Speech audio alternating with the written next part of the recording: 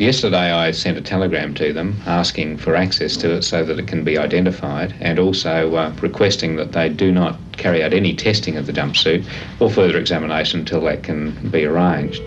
And to date, the only response that I've had is a message this morning from one of the commissioners saying that they were getting advice from the Crown Law Department about that request. The white matinee jacket was found only about 200 metres from where Azaria's jumpsuit was found 5.5 years ago.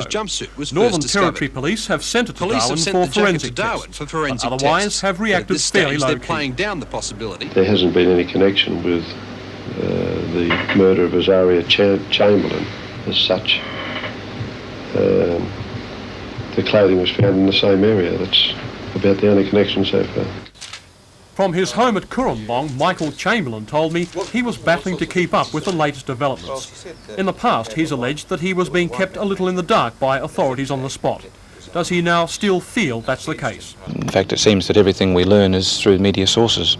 Well, does this worry you in the sense that how close do you think you, and particularly Lindy, are to actually examining this jacket? Well, of course, this matter involves the death of our daughter still, and I think it would have been appropriate and fair for direct comments to be made from the various authorities that are dealing with this.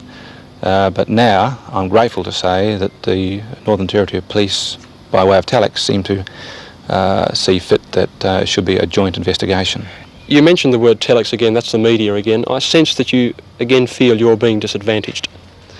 Well, one has to learn to get used to it, John. It's disappointing, it's annoying and frustrating, but that's the way it operates these days. Michael, do you now feel renewed hope that this discovery may in fact lead to the ultimate acquittal of Lindy? If this is indeed Azaria's matinee jacket, obviously it'll be a vital piece of evidence in the web of new evidence that has been discovered. And certainly it must play a significant role in declaring Lindy's true innocence. In an even more important development today, two champions of the Chamberlain cause came together here at the Newcastle University. The two men swapped information and evidence which they believe firmly disputes much of the evidence that convicted Lindy Chamberlain. The University's Professor of Biology Barry Botcher and the Northern Territory's opposition leader Bob Collins had planned this meeting well before the discovery of the matinee jacket. Professor Botcher became involved in the case when it was alleged that blood found in the Chamberlain's car was an infant's. He disputes that evidence, submitted by prosecution forensic scientist Joy Cool. She had used part of a fetal blood identification test designed by Swedish scientist Professor Octolini, who, in a statement to Professor Botcher, rejects Joy Cool's analysis of the results and in fact basically her experience. I couldn't say it because I probably get sued, but Cool just didn't know it. I believe that if the Darwin court knew that somebody addressed to them as an expert did not have the understanding nor the experience expected of an expert, then that evidence should not have been listened to. Bob Collins presented the professor with a report compiled by Dr. Andrew Scott, the chief forensic scientist in South Australia. It's a scientific analysis of the Martin report, presented to the Northern Territory government last year by the Territory's Solicitor General Martin, and which effectively put paid to an inquiry into the case. Mr. Collins quoted this summary. My major concern is that the Martin report appears to have been written from a prosecution perspective, in that it is sometimes selective and biased in its treatment of the evidence. The men hope this new information will get the recognition they claim it deserves, even if the federal government has to intervene to order a reopening of the case, as demanded today by the Australian Democrats. In the light of evidence from Professor Botcher, in the light of comments from Dr. Andrew Scott, the chief forensic scientist of South Australia, who I might add was a witness for the prosecution in the Chamberlain case, I think the evidence is now so overwhelming the Northern Territory government can simply not continue not to act in this matter. It must. Thank you.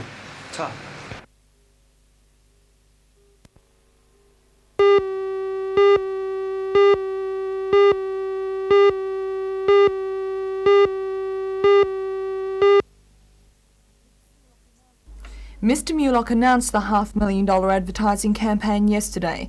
It was prompted by a shortage of 2,000 nurses in this state, and he hopes it will encourage nurses to re-enter the workforce. Branch President of the Nurses Association at Royal Newcastle Hospital, Viv Allenson, says the campaign won't work because the problems that initially drove the nurses away from the profession haven't been solved. I think it's a waste of public money, and I think he needs to be accountable to that. There's many things that nurses have made very clear that would bring them back into the workforce, and that's an increase in wages, better conditions, immediate childcare and so on.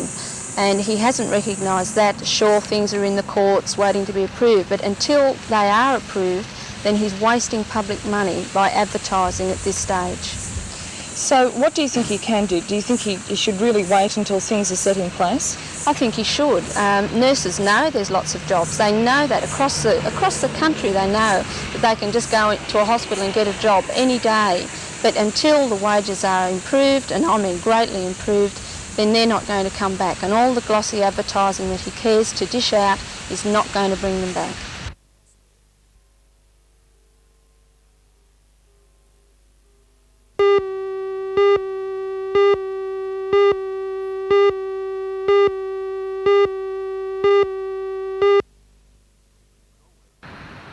The Solway Lass snuck into port late last night, well ahead of schedule. These days, the ship is a popular cruise vessel on Sydney Harbour, a leisurely lifestyle for the lass after her action-packed life. Built in Holland in 1902, the ship began life-plying trade between Europe and Brazil. Since then, she has been at various times handed over as war bounty, smuggled whiskey along the Scottish coast, was a Nazi cargo ship in World War II, and traded on the Baltic and the Pacific. Over the next 3 days, the lass will be taking 7 harbour cruises, and tickets for the Friday and Sunday night cruises are still available through the Maritime Museum.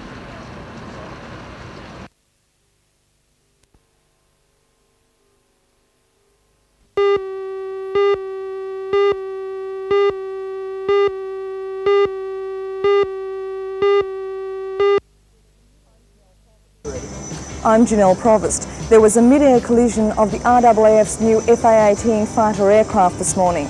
There was minimal damage and both landed safely. There's an investigation into the collision. Join Ray Deneen and Anna Manzoni for all the news tonight at 6.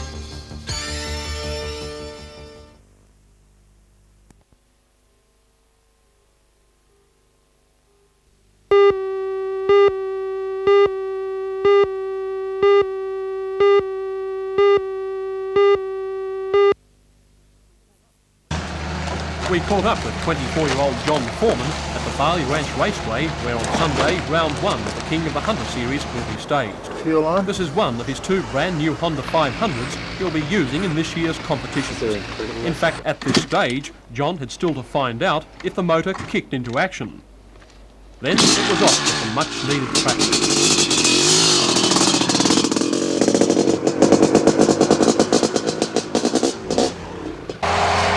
Only to find the surface still being prepared for the upcoming meeting. This is what Barley Ranch Raceway will look like on Sunday. As was the case last year, the action will be spectacular and fast. Foreman says the local boys in Chris Watson, Paul Caslick and Todd Wiltshire are again expected to be the ones to beat. They know the track so well. As for John himself, well, he did need as much practice as possible because having just spent 3 months in the United States, this is a different ball game altogether. Well, the tracks in America, they're a clay surface and they're a harder surface to ride, but you've got a lot more control over your bike than what you have on these sort of surfaces. Well, are you giving some sort of indication that perhaps we won't see the best of John Foreman on Sunday? Well, this track isn't my best track I ride on, but with other riders like Chris Watson, that always shine on this sort of a track where this isn't like my top track I ride on.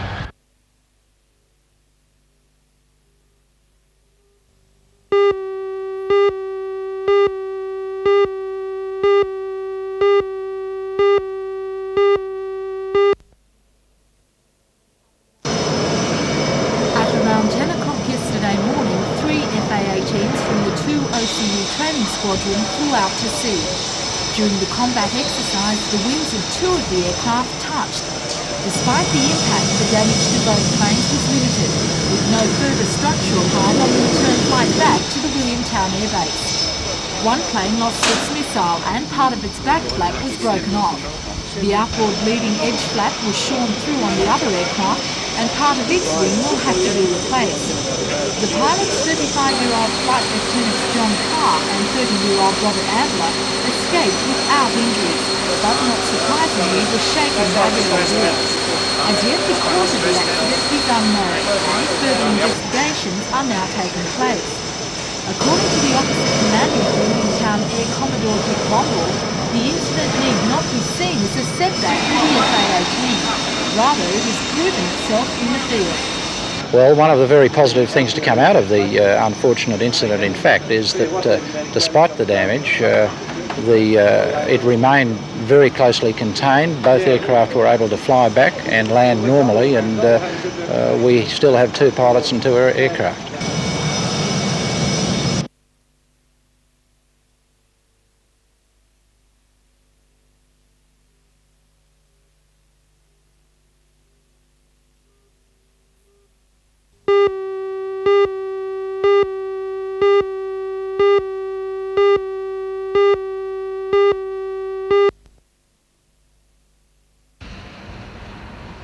The story of Solway Lass begins in 1902 when she was built in Holland for the North Sea cargo trade.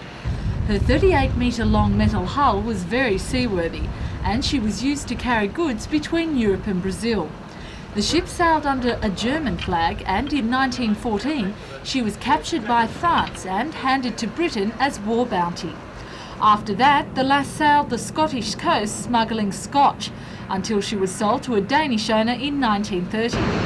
During World War II, the Nazis commandeered the sturdy craft for unknown purposes. The schooner spent the post-war years trading the Baltic, until in 1976 she was bought by an operator in Fiji.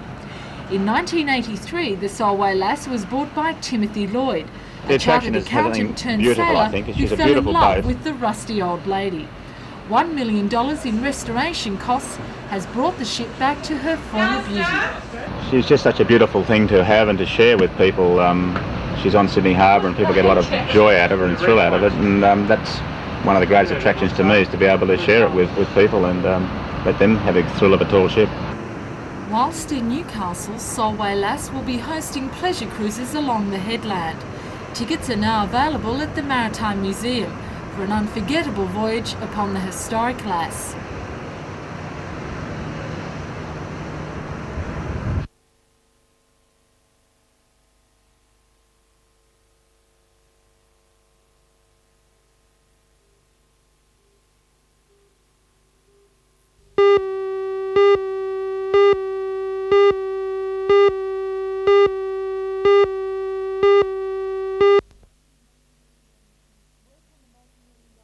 Work on the multi-million-dollar administration complex at Wallsend was due to start last November, but it hasn't got off the ground because of a demarcation dispute between the BWIU and the BLF.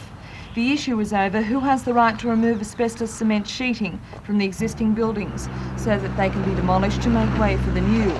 During the 3-month delay, the SCC project manager, Sabima, has been working to solve the problem without success. The council decided to suspend Sabimo until the dispute can be resolved.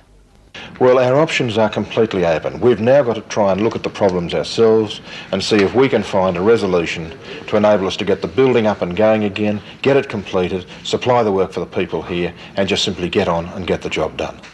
Councillor Jobling says it will be at least 2 months before the matter will be heard by the ACTU arbitrator, and then it may take even longer before work can begin again on the new administration centre.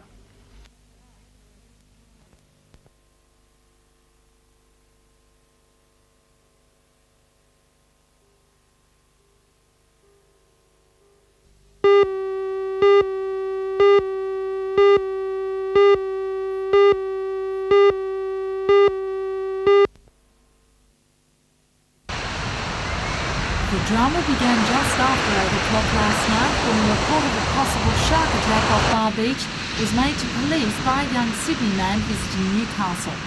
When the alarm was raised, ambulance and police were quick to attend the scene. However, they were also informed of another report a short time later, that a hang glider had been seen diving into the water near the same location. The observer, who was walking along the rocks at the time, believes that he heard a man crying for help, waving his his arms furiously as a pack of sharks circled around him, about 400 metres out from Bar Beach. It's believed that the frame of the hang glider could have been mistaken for shark fins.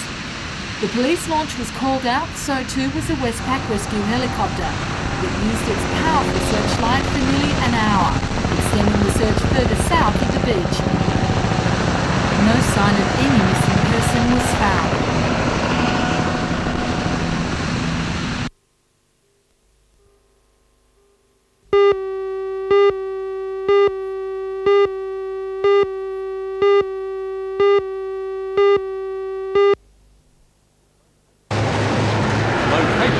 Newcastle City Job Centre in Dartmouth Street, the Access Centre's opening attracted an involved gathering. CES manager Ian Sinclair emphasised the newness of the type of service offered by the Access Centre. He also said it was a trial centre, and after evaluation, others may open. The federal member for Newcastle, Mr Alan Morris, asked others to join the government in making young people their #1 priority and to join in the fight against youth unemployment. The centre has been set up primarily to provide a range of advice and information for all young people, jobless or otherwise, to hopefully steer them in the right direction, from domestic to career matters. Well, the prime objective is to provide access to young people to the range of options that are available to them in employment and training, in education, and all the other support services that are available in the community. What will you be providing, for example, over and above what the CES has been providing now for a number of years? Well, we're providing an extended and a more personal service because we have the extra staff resources available to do that. We're also going to be able to take the service out into the community to reach young people who perhaps aren't aware of all the range of options that are available. Excellent. Great.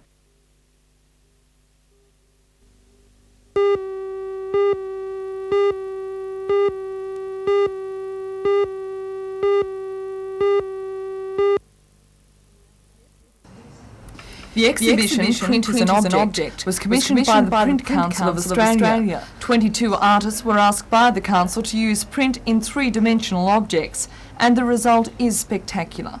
One of the most unusual works is The Perpetuation of Malice by Douglas McManus. He uses paper, fabric and perspex to achieve this daunting and captivating effect. Paper was also used in this piece entitled Real Men Are Mates.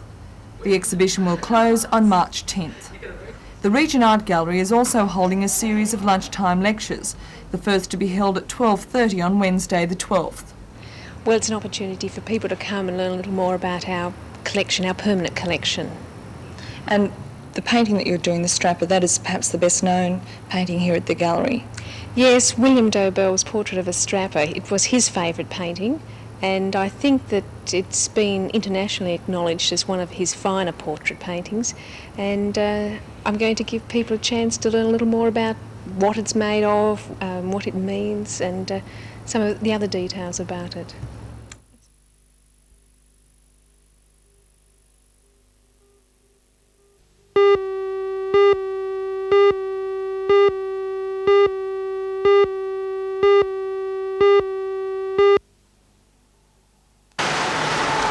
The State Transport Department had given school bus travellers some 3 weeks grace to sort out whether they're still eligible for free transport. Under the new guidelines, the students must live outside a 1.6-kilometre radius of the school or have to walk further than 2.3 kilometres. The department has received some 900 inquiries of eligibility, and a spokesman says his staff are progressively working through the queries.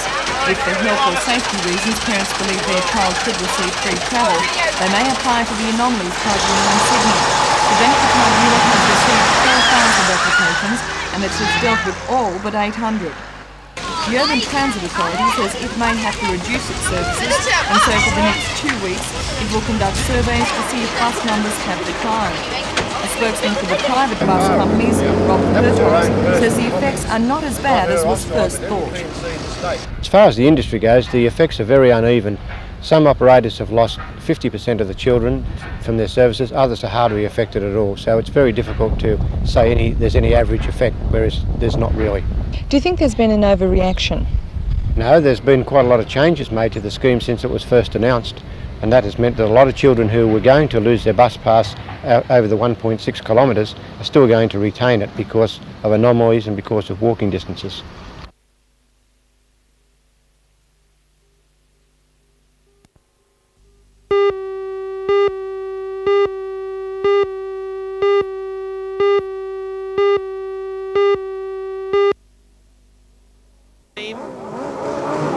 switched to riding a couple of seasons back, and last weekend in the lead-up events to the title, he was in superb form. He had his powerful outfit set up to perfection, and in the 6-lap feature set a new track record. But he's by no means outright favourite for the state crown.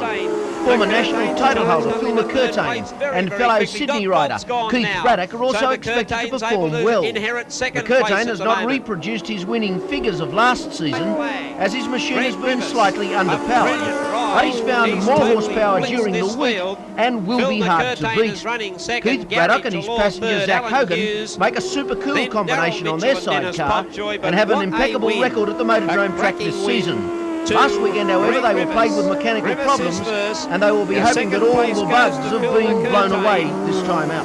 Third place goes